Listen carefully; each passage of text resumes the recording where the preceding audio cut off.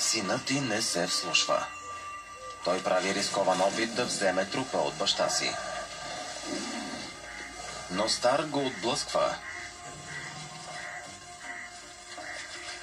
Въпреки че са защитници, мъжките тигри нямат проблем с това да крадат от семейството си.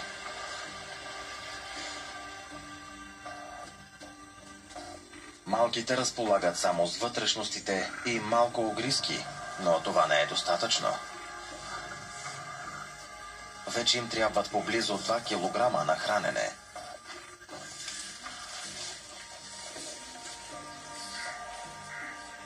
Кришна ще трябва скоро да ловува пак, но това може да е последното им семейно хранене.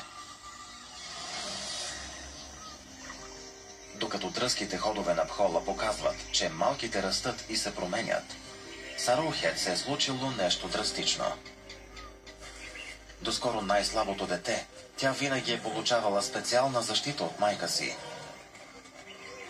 Но сега ситуацията се е обърнала. Покрай всички сблъсъци с сестра си, сега тя е силната и е нападащата.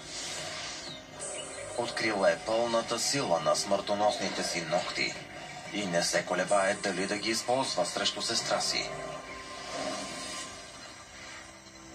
Време е Лайтнинг да избягва Араухет, но няма нужда от това.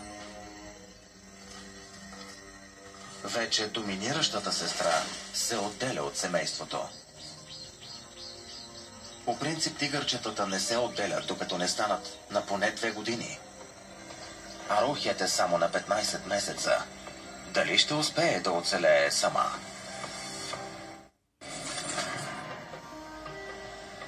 Семейството на Кришна се е разпаднало. Малките вече живеят на 2 различни места. Но тази майка не е приключила с отглеждането. За кои малки трябва да се грижи сега? Невероятно, но за всичките.